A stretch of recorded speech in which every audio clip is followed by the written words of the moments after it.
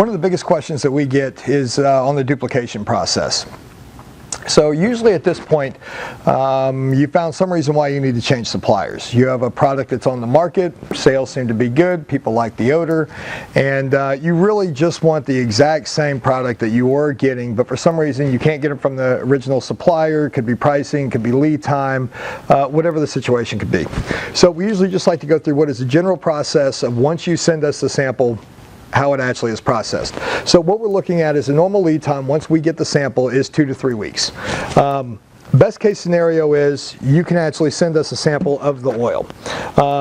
In this case, this is half a pound. We really don't need that much of the oil. In this case, this customer sent us an ounce. Ounce is okay. That's really what we're looking at. This is the target. Lowest amount that we can get by with, about a half ounce. A half ounce of the oil for us to do evaluations and for us to load it in the GC mass spec gives us just about enough of what we actually need. Too small of an amount is something like this, a vial. It looks like the customer only sent us maybe 2 or 3 grams. We could do a duplication off this. There's not going to be anything left for evaluation. So what we're going to do is whatever the machine told us to put in is what you're going to get. So for really good duplication and for us to do the full process, again, a half ounce, 15 mil, full ounce, 28 to 30 mil. This is really what we need. The other thing we'd like to go over is finished product. So in this situation, the customer sent us a finished product. When we look at it, we can shake it. You can see the suds in the top of it. This lets us know that there's water in the product, so that's how we know it is a finished product. In that case, we're going to have to extract this. It's going to take a little bit longer, and the duplication is not going to be as good. With the oil, we're pretty exact. When we start having to do extractions, we are going to lose some of the materials just because that's the extraction methodology. It'll be close. A lot of people still can't tell the difference, but again, it's better to actually have the oil. Here's another situation. Customer sent us a bigger jug. You can tell though the way that this separates and all of a sudden there is no suds. This is an oil-based product. So we can shoot this directly on the machine. This is really what we're looking for. Another thing to keep in mind, personal care products, this customer sent us a lotion for duplication. There's a very small amount of fragrance that's actually put into a lotion. So for them to send us an ounce of a lotion, the duplication is not going to be that good. He's not going to get that much oil out of it. The perfumer's going to work harder. The evaluator is going to kind of be questioned because they're going to almost destroy this entire sample to do the extraction. So there's not much for them to smell to be able to do experiment 1, experiment 2 off of. Again, oil is the best thing for us to get. This customer, they got into a bind. This was actually a piece of a soap bar. So they sent us half of a soap bar for an extraction. And this was a product that had been on the market 10 years ago. It was discontinued. No one had any of the oil.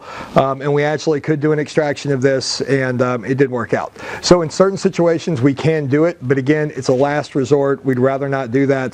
The oil, 1 ounce, definitely what we're looking for. Okay, the other thing that happens is customers will be on the market and this is an air freshener that a customer found and they said, oh, I want this air freshener. You can tell it's a green colored, so it's been dyed, but it is straight oil, so we were able to load it into the machine, do a duplication, and it wasn't a problem. Another thing is, this is a name brand candle. It's got news, so it was a new product line that they had launched, and they wanted to have something similar to this, but they wanted some modifications to it. Again, it's a candle. We can do it, but we're going to have to extract it, so it's not going to be as good as if it was the straight oil. This is a room spray. Room sprays actually do have almost straight oil. This is great to send us in for a duplication. So if you're looking for this, but they had an option to get it in a room spray, definitely get it in the room spray. It's easier for us to duplicate. On the other side, this is actually a plug-in that would go into the room diffusers. Again, this is an oil-based product. Better for us to be able to duplicate. So if you have the option of being able to get one of these compared to this, definitely do so. The other thing that we have people question is the lead time.